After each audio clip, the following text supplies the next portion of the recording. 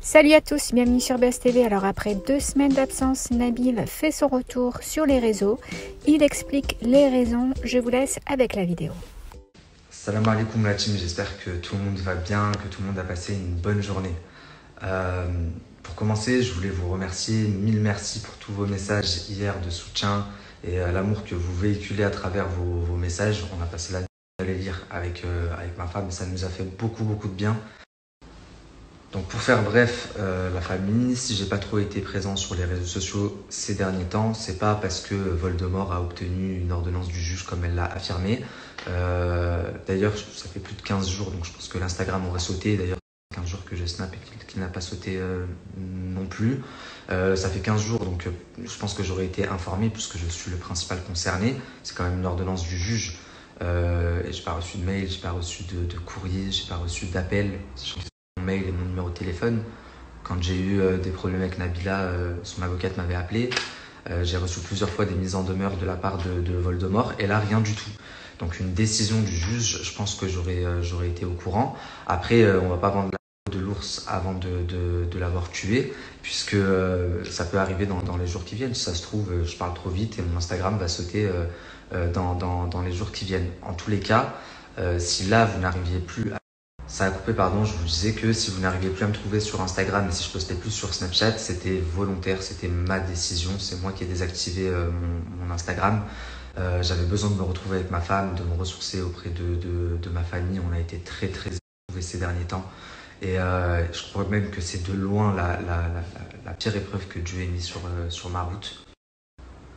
Je suis pas du genre à raconter mes problèmes sur les réseaux sociaux, même quand certaines personnes y verraient du buzz ou à étaler ma vie privée, parce que j'estime que mon rôle de blogueur, c'est de vous informer, de vous divertir.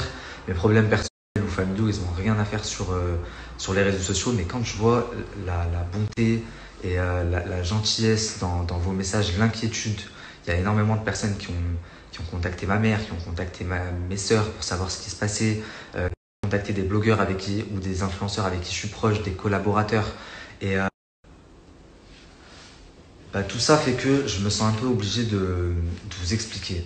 J'ai pas été souvent confronté à la mort.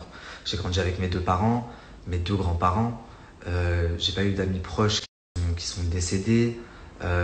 Les seules personnes proches de moi qui sont mortes, Allah yarhamhum, et j'étais gamin, c'est ma tante et mon oncle. Je vous en avais brièvement parlé lorsque un blogueur, soi-disant blogueur, s'était permis de dire comme si c'était quelque chose de mal.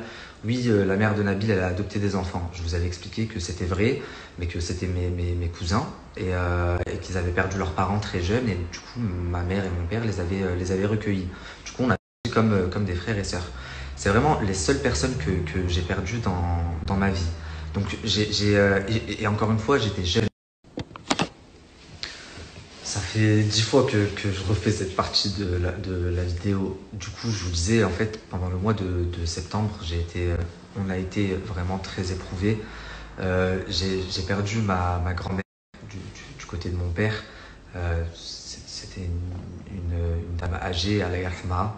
Et certains me diront c'est la vie, mais pour quelqu'un qui n'a pas l'habitude d'être confronté à la mort, c'est vrai que ça m'a mis un coup. Et quelques jours après, toujours dans le mois de septembre, j'ai également perdu la petite fille que ma femme attendait. Ça a été les pires jours de notre vie, je crois. Ça a été dur pour moi et je pense 10 fois plus pour ma femme. Moi, parce que je m'étais fait à l'idée et comment on dit, j'avais programmé dans ma tête tout un tas de choses. On se dit qu'on va être papa, donc on prévoit certaines choses. Mais c'est ma femme qui le sentait. Ça a coupé, je vous disais, ça a été dur pour moi, mais je sais que ça a été 1000 fois plus dur pour ma femme. C'est elle qui sentait la vie grandir en elle. D'autant plus que il s'est passé plusieurs jours, enfin elle a accouché au bout de 7 mois, même pas 7 mois, et il s'est passé plusieurs jours entre le moment où le gynécologue nous a annoncé que le cœur ne battait plus, que l'hôpital a confirmé le décès et le jour où elle a accouché. Donc pendant plusieurs jours, elle était toujours enceinte, elle avait sa fille en elle, mais on savait qu'elle était morte. Étant donné que ça faisait plus de 6 mois, c'est une mort in vitro, c'est pas une fausse couche, faut déclarer l'enfant. Enfin bref, c'est juste horrible. Et je préfère me dire que c'est une épreuve de la vie, que j'ai beaucoup été éprouvé, que Kushibl Mekatib et que c'est comme ça, c'est Dieu qui donne. Dieu m'a beaucoup donné. S'il estime que c'était pas le moment, ben précisément, je me fais souvent couper par le minuteur. Je disais, je m'y résous et je préfère me dire que c'est une épreuve et que ça ira avec le temps que d'écouter certains qui me disent la haine des gens, d'autres qui me disent le karma. Enfin bref, je ne vais pas rentrer dans les détails, on va pas polémiquer là-dessus plus. Euh, je me suis absenté pendant 2 semaines, j'ai vu que certains étaient contents, j'ai vu que Twitter s'était enflammé. Euh, Comment vous dire que ça ne m'a même pas atteint, j'étais à 1000 kilomètres ailleurs, vous pouvez même pas imaginer. Enfin bref, je sais même pas si ça se dit ce que je viens de dire. En tous les cas, je reviens en force, ce qui te rend plus fort et je pense que ça a jamais été autant vrai. J'ai besoin. Hier, je me suis vraiment rendu compte en lisant vos messages que j'avais besoin non seulement de ma communauté, puisqu'aujourd'hui vous faites partie de moi comme ma famille, comme mes amis. Et je me vois mal comme ça du jour au lendemain vivre sans vous parler, sans faire mon travail, puisque c'est devenu mon travail, que j'ai bien ma vie grâce à ça et que j'aime ce que je fais. Alors oui, j'ai été anéanti ces derniers temps, dans le sens où, vous savez, j'ai perdu ma grand-mère, ça a été très dur, on n'a pas pu aller à l'enterrement, c'était au Maroc, ni mon père, ni moi, ni mes frères et sœurs. Et ma femme faisait beaucoup pour me remonter le moral. Nabil pense au bon moment avec elle, tu sais, c'est la vie, il y a des personnes qui partent, il y a des personnes qui naissent, c'est Dieu qui le veut, c'est le cycle de la vie. C'est une personne âgée, elle a une grande famille, machallah, elle a fait... Et c'est vrai que ces mots, ils m'ont beaucoup réconforté. Elle me disait, tu vois, ta grand-mère, elle est partie, et toi, tu vas avoir un enfant, tu donnes la vie.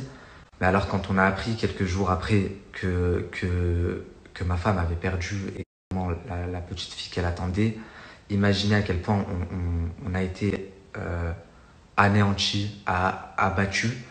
Et j'ai ressenti le besoin de me couper des réseaux sociaux et de me retrouver je disais, dans un cercle restreint, familial, amical, mais c'est pas pour autant que je reviens pas en force. Et d'ailleurs, on va commencer dès ce soir. Je vous posterai une vidéo un peu plus tard dans la soirée. Je vous avais promis une vidéo sur la dangerosité des réseaux sociaux, surtout chez les mineurs, et je vais prendre un cas concret qui cartonne en ce moment. Il s'agit de la chanteuse Weshden. Donc je vous posterai la vidéo dans la soirée. J'ai passé la journée à bosser aujourd'hui et je vous avoue que ça m'a fait du bien de me plonger dans autre chose, d'oublier et voilà.